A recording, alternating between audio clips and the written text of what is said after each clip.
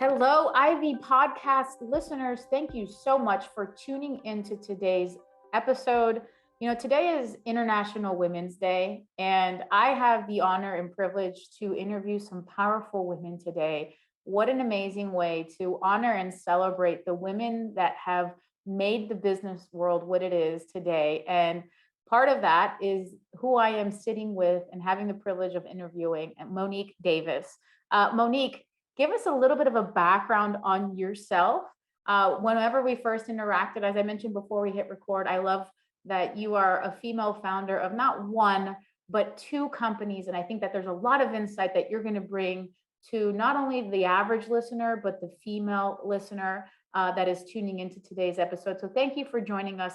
Please let us know a little bit about yourself. Awesome. Well, thank you, Angela. I'm excited. I'm excited to be here with Ivy Podcast. Yes. Yes. And just appreciate, just you and making this such a really comfortable conversation from the start. So thank you for that. As far as a little bit about me, it's so weird when I think about my journey in general, leading on here into where we are now in recruiting and training. But I guess it started with me just knowing that I had a desire to do something special, to do something different. I didn't know what that was. So I was the epitome of a job hopper. Okay.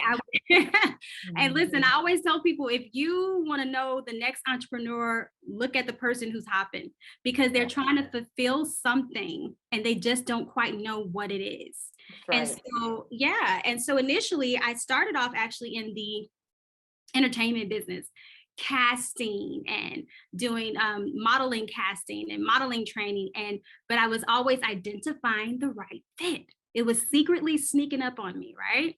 And I come from a background where, I didn't have a whole lot of confidence in myself initially. And then, we came very poverty stricken area. And my mom, she had like 6 jobs. Okay. And then, 6, like seriously. I am not over exaggerating. As a matter of fact, I remember being probably 13 or 14, and she's going to kill me for this, but I remember being 13 and 14 and her sneaking me into, at the time, Buckhead, Atlanta was really popular. It was really, really, really like popping. Okay, that's the best word I can even say. And it's like one of the more affluent areas of Atlanta. It always has been. It's got this vivacious vibe to it. Party. But you had to be at least 18 in some places and at least 21 in others. Well, I was 13, 14 years old, and my mother was a bathroom attendant. That was one of the many hats that she wore. And I remember sneaking in and, her, kind of having her connection and being that bathroom attendant with her, serving people with a smile, helping individuals out, passing out mints and, giving them paper towels, to wipe their hands and things like that. And my mom always said, you do it with pride. You do it with pride. She taught me code switching when I didn't know what code switching was. And I stayed professional until one lady came to me. She said, listen, sweetheart, you're beautiful. I hope that this isn't the only thing that you're going to be doing. Wow. They don't have tact, right? Some people just don't know how to say, you're going to be great one day. Just, like, I hope this is just the start. And she went straight to it. She's like, look, I hope that this is not your end. You're beautiful. You need to do something amazing. And so I always think about that because that was my beginnings. And then my mom, she worked all those jobs. She had 4 kids. She was a single parent. She worked all of these jobs so that she could start her own business that she eventually started. And it began to get popular and popular to the point where we were able to move out of the hood into a better area. Out of the ghetto, right? Out of the ghetto into a better area, like a better zip code, a better school, a better everything. And so we didn't live in like this big luxurious home, but it was not a 1-bedroom apartment that we all were like packed up on, right? Mhm. We had our own rooms. We thought we were the Made Jeffersons. it. I mean, come on, we thought we were the Jeffersons at this point. Like, what? We're moving on up. Listen, we seriously, it was a small house with multiple bedrooms, and we had been used to everybody squeezing in one room. Okay. And so, and when my cousins came in to live with us, it was 6 of us in the bedroom. Okay. So that's how tight it was for us. And so, but her business helped us do that. And I saw that, and that kind of inspired me, but it just dropped the seed. It didn't do much for me. I still went and pursued, like I said, the casting and the modeling and the acting and all of that stuff, because people just kind of said, that's where you should be. But I ended up really liking the behind the scenes, the management piece of it, the putting things together of it, right? This person goes here, this person goes there. Yes. I wanted to run the show. I didn't want to be in front of the camera all the time. I wanted to run the show. So, I did that. I went through a lot of just ups and downs because of the fact that I did not know my identity quite yet. I just knew I wanted to do something. So that made money a challenge. Right. Sleeping in cars. I mean, that was something that was real for me. I remember sleeping in my aunt's, living with my aunt in her home with her family, living in like a little upstairs room because I didn't have my own, and I was still young. I was really young, but it was still the point that I was a college dropout because I was like, I don't want to go to college. I want to go make money. Yeah. And that was my mindset. Because of coming from poverty, we think the answer is money, and that's not really that's not the case, right? So anywho, I think eventually, and by then, just so you know, I was moving everywhere. I was in New York and New Jersey and all of these really great places, and eventually I came back home. And when I came home, I was like, okay, I'm gonna get a real job. Because again, at this point, I'm doing modeling stuff, casting stuff, it's not very stable enough. not stable and not glamorous whatsoever. So I eventually say, I'm going to get a real job. I'm going to go home back to Atlanta. I come to Atlanta. Apple One Staffing Agency is the one that picks up my resume. I put my resume out, they pick it up. I had a gift of putting resumes together. I don't know how I got it, but I just had it. And so I put a really glamorous resume together with all the wonderful things that I had done and traveled and blah, blah, blah. So they were like, oh my gosh, she's a movie star. She's coming here. And that's really how they treated me. It was a really great experience. But as I came for an executive assistant role because I felt like that was a good place for me to start. I have no college education. I only went to college for a couple of years and I dropped out. This is a good start for me. Mm-hmm. So, and those, for the listeners, Apple One is one of the larger staffing companies in the country. Yes. So you got your footing at the big boys, at the big girls. We'll say that today. I did. They were going to place me at a really popular company as an executive assistant. Okay. Right. And so I was excited about that. So I came in, I did a second interview, and the account executive, she looks at me and she's like, you can get this job. You can easily do this executive assistant position, but you're made to be here. I think you belong here with us. You need to be. And I was like, okay, well, how much does it pay? And she's like, well, you have to start from the bottom. And so now people don't understand, back in the day, it was hard to get into recruiting. If you didn't know the right people, if you were not connected properly, if you didn't have the right knowledge or whatever, you couldn't just walk into the door and be a recruiter. So I had to start from the bottom. I was making coffee. Okay. I was coordinating interviews. I was calling people back. I was doing payroll on top of all of that for hundreds of people. I had never done payroll a day in my life. Okay. And I was doing all of this stuff. And, eventually I got to a point where I'm like, I want to move up. I want to do I want to be a recruiter. I don't want to be a recruiting coordinator, Right. I'm sick of getting y'all's coffee. Okay. That's kind of how it went. And so I got a mentor. Because one thing about developing and transforming into the version of yourself that succeeds to that next level, people that are around you that helped you up like they did, they tend to only see you at that place. Right. That's right. It is very hard for them to see, oh yeah, you could be a recruiter. And how critical that is, right? That you're bringing that up on International Women's Day. I think one thing that we can all take away from that is that recruiting and staffing, for me, it's felt like an industry that has historically not lifted women up or lifted their female counterparts up, right? So what's that one takeaway? And that's directly tied to your experience, right? Absolutely. I mean, absolutely. We already were a female dominant establishment. Number one, Janice Bryant was one of the co-founders. She's a woman of color who is a part ownership of Apple One. Wow. And so I think that had a lot to do with Apple One looking different than other companies. And that's what made me really attracted to them. I saw women making moves. The branch manager was a female. And awesome. And she was a woman of color. And so it made me just say, wow, yes. I can do that. I can be Janice one day. I can do that. Yeah, I can do that. And so, but they saw me as bubbly, fun coordinator. Okay. And I was like, I'm ready to be a recruiter. Okay. And they were like, no. And so I got a mentor. I took some training. I invested in some training. I got a mentor, all of the things. I did all of the things. I tried to knock on doors secretly. They were like, sweetheart, you're a coordinator. Stay in your lane. and that's kind of how that happened. What ended up taking place was I remember getting a position. I got in front of, it was a telecom company. I got in front of the director of talent acquisition.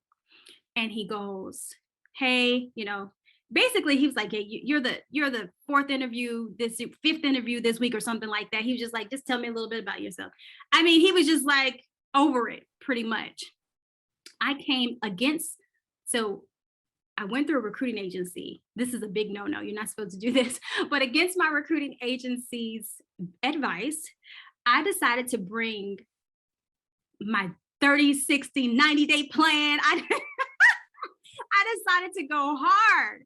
And they were like, initially I sent it over to the recruiting staff. They were like, that's a little much for the first interview. Let's see if you test the waters. Yeah. Yeah, you got to test the waters. And I was like, oh, okay, sure. They don't need your autobiography yet. Right. And I was like, yeah. Sure. Okay. I love that. That's awesome.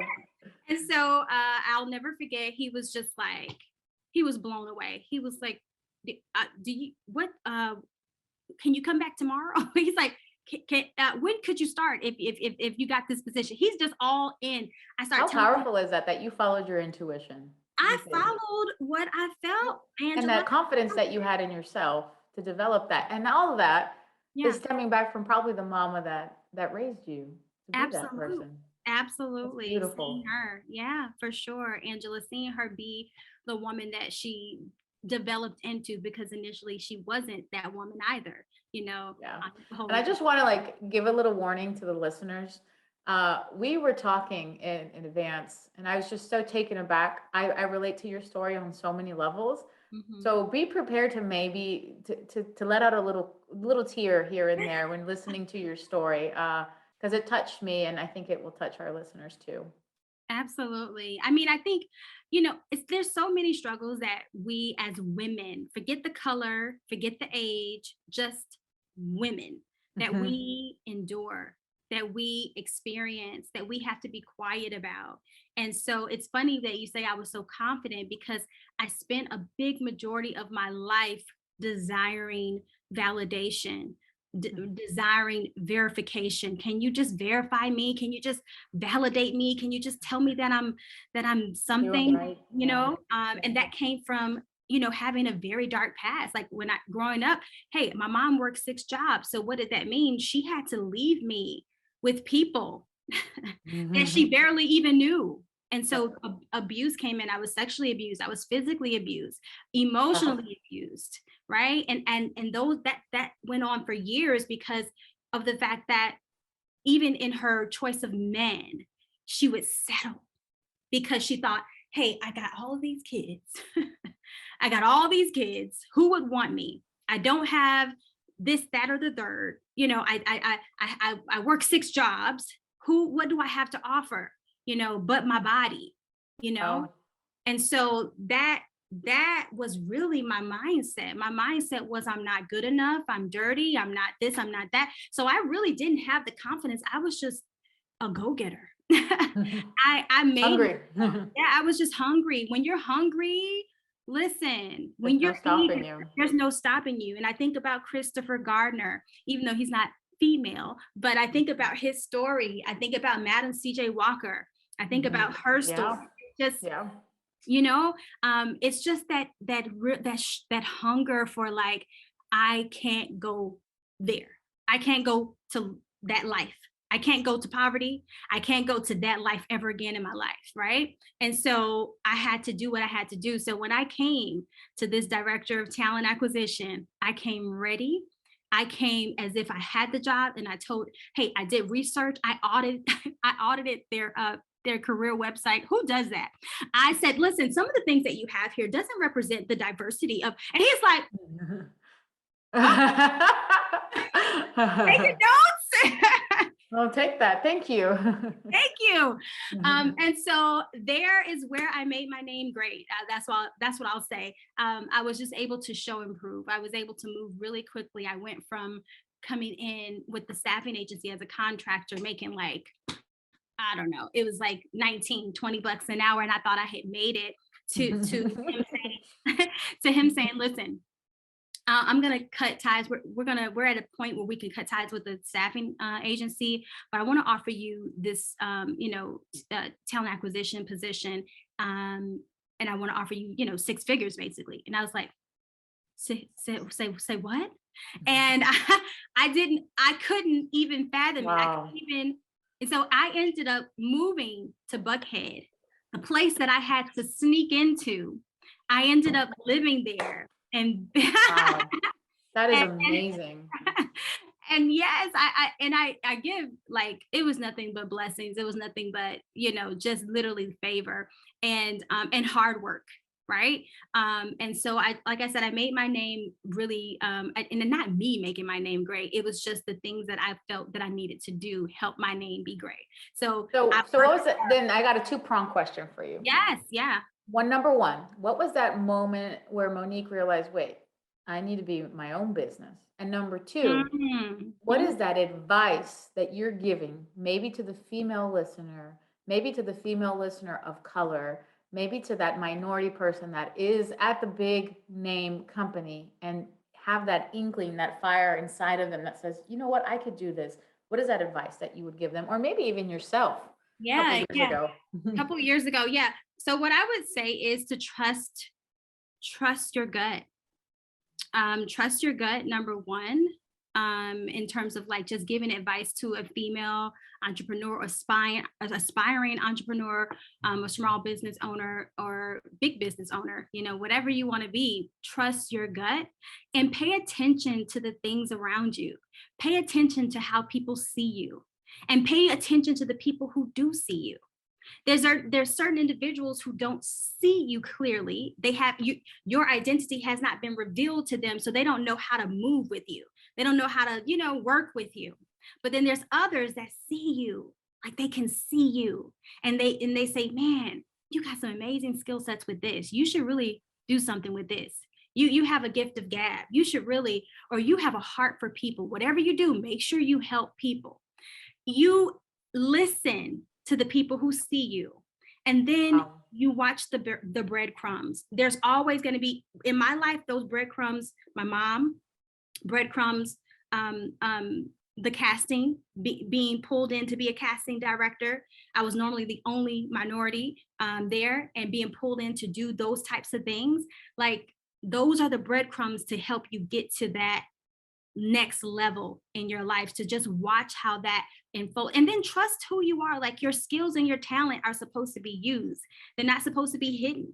And so if you're in a position or a job or whatever right now, and you are not utilizing your full skill set and talent, that's not your end all be all. There's another level. You just have to trust yourself. And what was that moment then for you? The moment for me, well, it wasn't a pretty moment, but the moment for me, the moment for me was when I had moved on.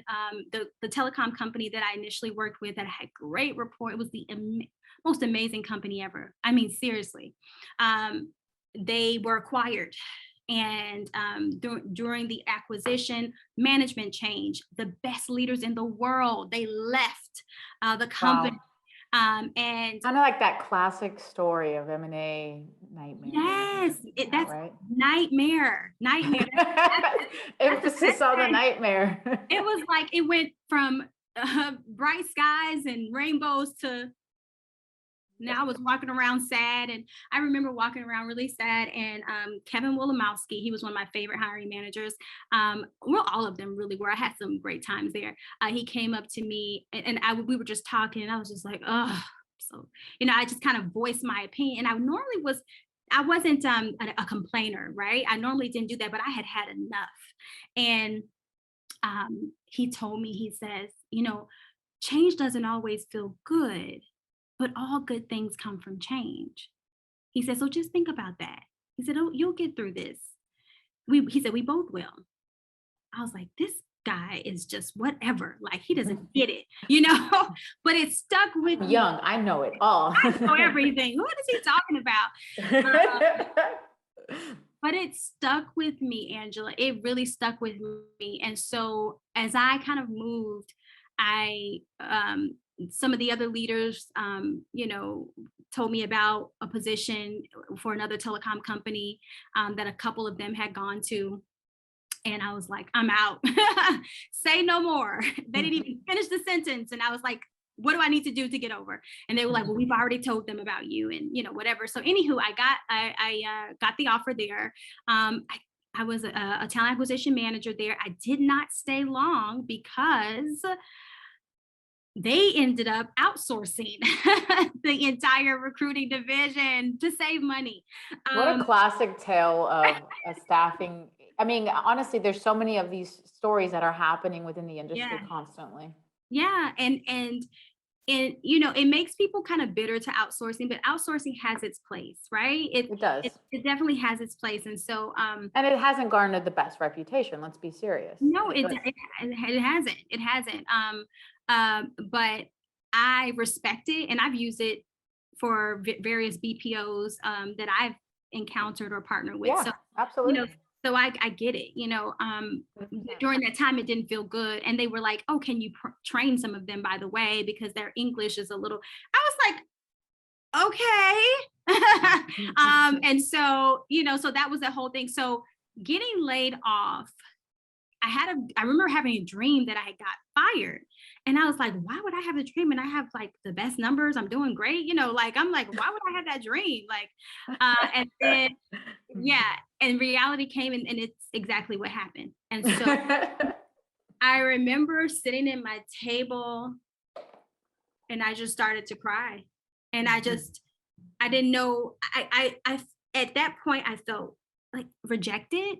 And I felt like worth less. And I felt like if I was really good, like people say, they would want to keep me, right? And I just started questioning my gifts, questioning who I was. And that lasted, for a little while. And it was a slump. Right. It was a slump. And I'm sitting here in this expensive Buckhead townhouse. And all I'm thinking about is 6 figures are gone. Right. All I'm thinking about is, what am I going to do? My goodness, how is this going to work for me? And I said, well, you know what? One of the VPs at the company that I had mentioned before that I really, really loved, the first telecom company, was like, hey, you should get into, doing some recruiting. I have this partner who's looking for blah, blah, blah. I was like, oh, okay. And I just was thinking, I got the training. I understand it. I've been doing this now for a couple years now. Maybe I could. And so Good. that's how it was birthed initially. The first version, I call it the first version of Fresh Talent Sources, was birthed literally out of a place of depression and feeling like, you know what, where else can I go? I'm all the way down here. So I can't go any further down. So why not start an agency myself? Why not just try it? My mom's done it before, she started a business. Why can't I do it? And that's literally where it was birthed from. It took a lot. It was very challenging. I'd never started a business before. I had some very bad clients initially, some that didn't pay me my money. I had to chase them down to get money. And I didn't. Which I think, like, whenever we first, had our pre-session, we were talking about what advice would you give that person, aside from the female entrepreneur, but that person that's starting a business in this industry, in staffing specifically. And what did you say? It was like, get a lawyer. Yeah. Well, you know what? Know your paperwork. Know your paperwork, understand contracts. And then on top of that, have a lawyer. Like, don't just sign off on anything. Yeah. Don't just willy-nilly like, yeah, I got the contract. No, 37 pages with the MSP and you guys are charging me blah, blah, blah. Right. Yeah. Yeah. Get a lawyer. Invest in a part-time lawyer, freelance lawyer, whatever kind of lawyer you can get to take a look at the contract for you. Because that was my biggest struggle in the beginning. People not taking me as serious. They loved the results, but I was super nice. Like, I was like the epitome, or whatever the opposite is, of a businesswoman in their opinion. You get what I'm saying? The order taker, right? Yes, I was an order taker. I was a glorified office manager of some sort. Like, because I came in like, hi guys, I'm so excited to be here. Like, it was an honor for me to serve you. But yeah, it is an honor in a certain aspect. But at the same time, I'm bringing you a different flow. I'm bringing you something different to the table. I'm not coming like a typical resume pusher recruiter. I'm really digging in. This is a consultation, and I'm treating it as such. I just have a personality at that time that I would show my personality as being extremely, just bubbly and all of that good stuff. And now I've definitely changed. I'm still who I am, but I say that my compassion is still there, but I don't always allow my clients to see that really, other side of me, where in past times I was just very open and vulnerable. Right. Okay, so then let's fast forward. We're now here. It's the modern day landscape. The pandemic has caused, I don't even know, the world of staffing to go upside down. You guys specialize in IT, and I think you guys specialize in a couple of different verticals. Yeah. How are y'all managing what's top of mind for every single executive right now, and that is talent? We know that the world of talent is evolving. We know that there is not enough supply for the demand, particularly in some of the niches that y'all are searching for. And we know that we're going through this renaissance, I guess, if you want to call it. The number of sole proprietorships that were filed has been the highest that they have been ever in the history of recording. We have the Great Resignation that's happening. 3.5% of the workforce is resigning consistently month after month for a year now. And many people are calling it the Great Awakening. So how are you guys managing these interesting times of talent? Yeah, well, first of all, I feel like we're doing what we've always done, but gone harder. You know what I mean? And I say that to say, like, we've always, for me, I love data, I love science. I've always made sure that in my company, that was really, really prevalent and relevant. Like, we have data, we have science, and now AI. Right. And so including those three things inside of our business, I believe, is what has helped us tremendously, not only find the right talent, but also to retain the right talent. right? Because you can go to an RPO, a typical, because we do RPO, we do sourcing, we do recruiting, and then we also train talent acquisitions teams on how to work better together, right? And so with all of those things that we do, I think that the piece that we add in with AI and understanding that data science, it's stupendous in how we come across and how we identify our talent more swiftly, more quickly, and then we retain them or help them stay retained. And so our motto is a little differently. We don't just like find the people, push the papers to you, and then say, "There you go, have fun." Y'all aren't sourcing. Y'all aren't sourcing. Y'all are taking this to another level and developing those relationships. We're developing the relationship. If I can tell anyone, and of course, they would essentially be my competitors, but I would say this is enough out here for everybody. If I gave anyone advice that wanted to get into a recruiting agency or a search firm, it would be to follow up as well. Follow up, and from the talent side, not the client side. From the talent side of things, you want to keep following up. If you reach out to a talent and for whatever reason they don't respond, you keep reaching out to them until they tell you to stop. You add them to your list of people to reach out to. You create that data. You create who responded, what their specialties are, what their skills are, and you stay connected.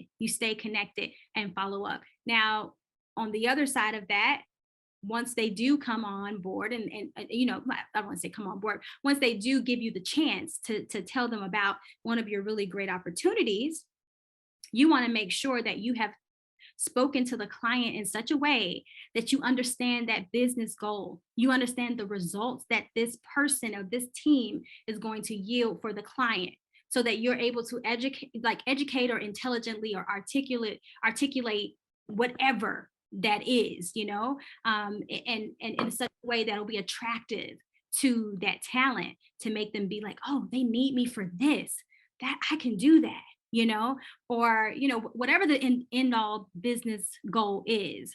And so those are the types of things that we do. I feel like it's so we're so more consulting than anything.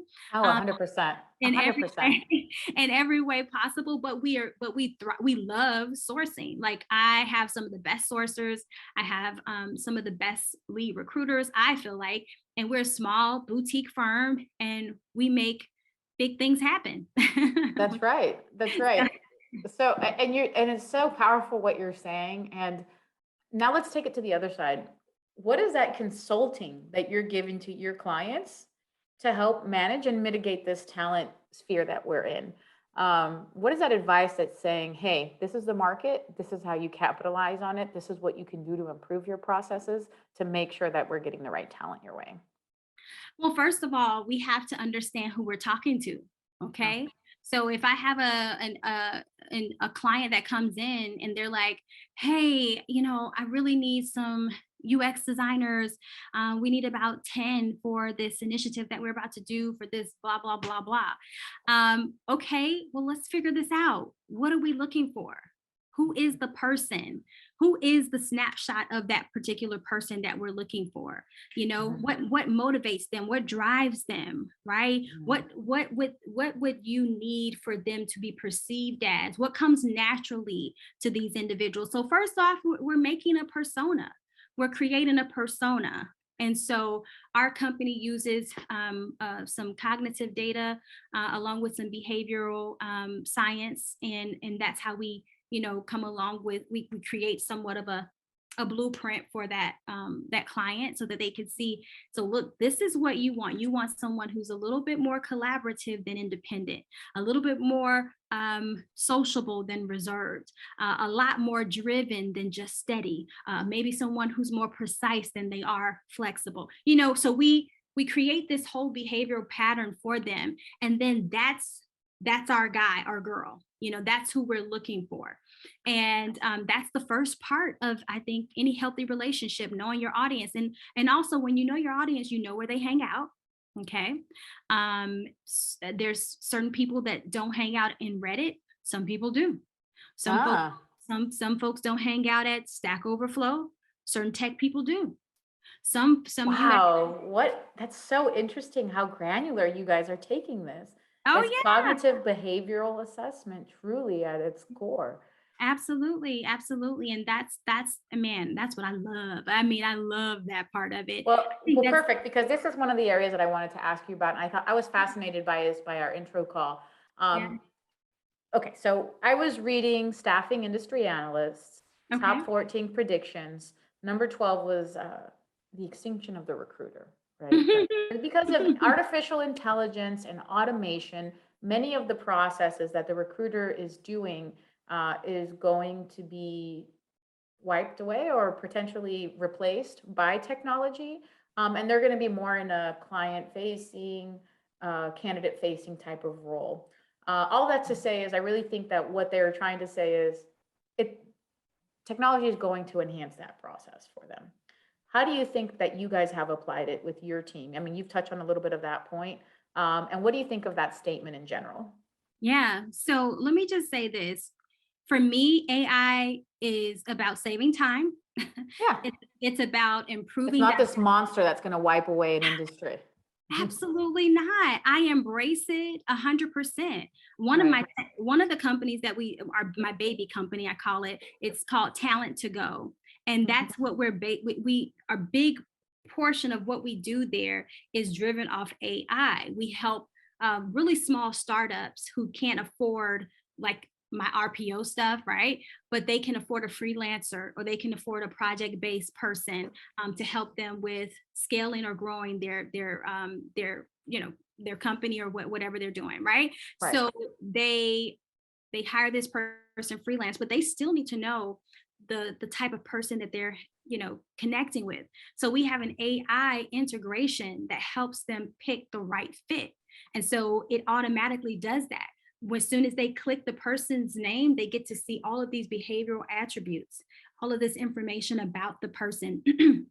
And it helps them to make a conscious decision. Is this the kind of personality that I want to work with? Do they have the right skill sets, the behavior patterns that we're looking for, right? So it does it automatically for them. We don't have to do like, it's not very consultative. It's more like kind of a la carte. You do it on your own, click a button, and you pay the person your hourly or whatever your project based fee is. Okay, so that is saving time, Wow. creating a better experience for the talent as well as for the client, and optimizing recruiting offers and all sorts of things. I use it for screening candidates. Sourcing candidates is so vital. It's a part of the recruiting Of process. course. But who wants to spend 30 hours back in the day? We used to spend 30 hours. Now Wow. with AI, you better not dare tell me. You better not tell me that you are spending 30 hours on sourcing alone. That That is is amazing. I love that. Wow. absolutely, We need yeah. to we need to make So sure we highlight that part of the episode. yeah, absolutely. So leveraging AI and machine learning technology is it gives recruiters the ability to really automate the process of manually sourcing, and being able to screen resumes via like keyword based type of searches, narrowing down the candidate pools. I mean, that can there's no machine that can give you that that gut feeling, right? There's not a machine that can discern if this person is telling the truth or this person is telling lie. A person, a talent or a candidate can talk to a machine and lie to it, can tell the machine and can fix their answers so that so that they look like they're the right person. But when you talk to a live human, we can identify if you're telling the truth or not by asking more in-depth questions, or digging deeply into that one question that we ask. So again, AI could never take over that. AI can never be a human at all, right? So it improves your engagement. It helps reduce biases. Hire Tool, well, they're now called Hire Easy. Shout out to Hire Easy. I have been using them for years, and they have some really great ways to kind of avoid uh, unconscious bias Right. with their tools that they use. Right. And so even though that unconscious bias training is, all across the board now, making sure that certain standardized interviews, and certain features with an AI powered kind of recruiting solution like Hire Easy can help reduce the whole bias in the interview process to make sure that it's inclusive and it's fair, and so this AI is amazing. I don't see any issues myself with it, maybe because I'm a fan, maybe because I use it at its core. I use it for everything dealing with my recruiting agency. And so yeah, I absolutely love AI. That's fantastic. I think you've shared a lot of wealth and wisdom when it comes to the utilization of technology. In fact, with whatever you guys are doing to automate the process and in identifying and enhancing Mm-hmm. the identification of candidates, and also taking it a step further by eliminating or further reducing the unconscious bias, which we all unfortunately have been ingrained to at least have at some level because of societal nets that have caused this. Mm-hmm. Um, so I want to, before we wrap up today's show, I feel like I could talk to you for hours, by the way, Let's which is do it. sad. I'm kind of sad that we have to, maybe we'll do a part two. Yeah. Um, but I want to just take it to a personal level. How being a victim of abuse and speaking openly about it, being Yeah. from somebody that, you are a woman, you are a woman of color, Mhm. you are somebody that came from lower income, I relate to that. But what is that advice that you give to somebody that's coming from those situations, that's in the dark moment of their own life, Mm. and potentially listening in on today's show to help further make that who they should be, and maybe flip the narrative? Yeah. So that's a good question. I have to really chew on that. So my initial response would be that you are not a victim, you're a victor. Okay. And that you've you're still here, so there's worth in you. You're still Mhm. here. So there's purpose in you. You're still Wow. breathing. You're still able to move around. And so that would be the first part that I would want them to just kind of feel and understand that they still mean something, right? And it's not, and that anything that happened has absolutely nothing to do with them. I speak Mhm. about it on purpose because of the fact that the the the almost demonized person who is doing this really horrendous, act, their goal is to muzzle your mouth. Their goal is to quiet you, to intimidate you, to make you scared, to make you doubt yourself. And so the best thing that you can do is live out loud. The Mhm. best thing you can do is speak when people tell you don't speak. Yell when people tell you don't yell. Laugh out loud. Be your original, authentic self. Listen, I show up this way because this is me. I don't go into the whole corporate, how I should look this way, that way, or the third. This is me. Take it or leave it, right? Sometimes my hair weave is long, sometimes it's natural, okay? That is who I am, okay? Be Love it. unapologetically yourself, right? And love yourself and don't doubt yourself. Don't doubt your gut. Don't doubt who you are, and really walk powerfully without holding on to the past.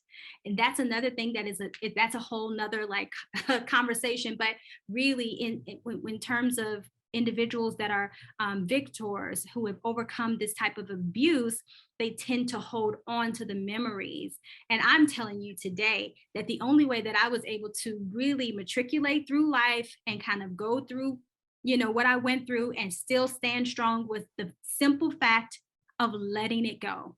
The simple fact of saying, whatever went on, that is not who I am. That's not my identity. It's a part of my experience and my journey, but that's not my identity.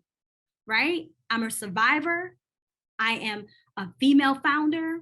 I am a mother. I am a wife. I am a whole bunch of other things. But that whole victimized thing there, that pitifulness, no, I am powerful. I want you to choose power instead of pity and not dwell on it. And so it's funny because I heard someone tell that this same thing that I'm saying. And I was so filled with bitterness at one time in my life and resentment of what happened to me that I thought, this lady must be crazy to say, forget about it. She must be out of her mind to say, forgive and forget. Is she insane? Did this really happen to her? But I realize now that has always been my key to success, is literally not holding on this whole baggage, because that baggage will make you suspicious of good people, skeptical of great opportunities. That baggage will make you have a delusional perception on your life and where you really are in life. So let it go. Be a victor, not a victim, and be powerful instead of pitiful. That's it. That is absolutely amazing. And I'm walking away with more than just the insight and the time that you've shared, but just absolutely powerful takeaways that I think our audience, and myself included, can learn from. So, Monique, infinitely thank you so much for your time today. Thank you for spending some moments of that with us and really sharing some wisdom, some ways that women on this International Women's Day, victors of abuse, future entrepreneurs, staffing industry professionals can really learn from. And just one final thing, where can we find you? Where do we find Monique Davis? What's the best way to get in touch with you? Listen, don't call me, I'll call you. No, I'm just joking. I am very easily accessible. I am on LinkedIn 24/7. So if you are on LinkedIn, you will definitely see my face. Okay. I also love or enjoy now. I used to have a very weird relationship with Clubhouse, and now I'm always on there. And Good.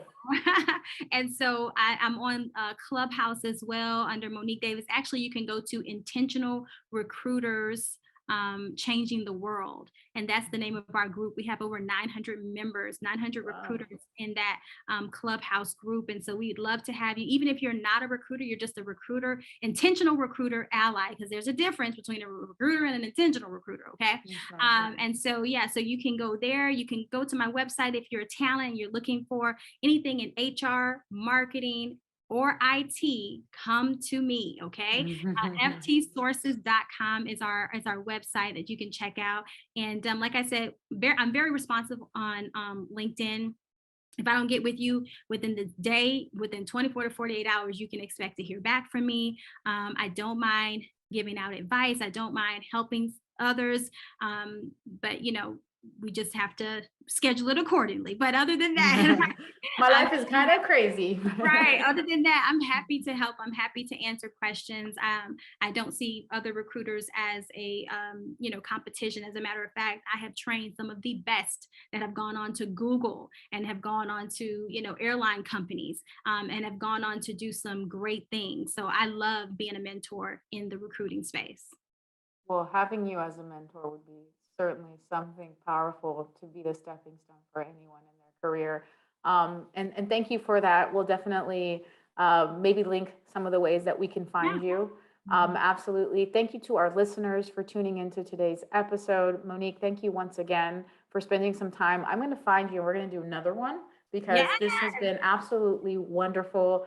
Really one of the more engaging and powerful sessions that I've had to be a part of. So it's been a privilege.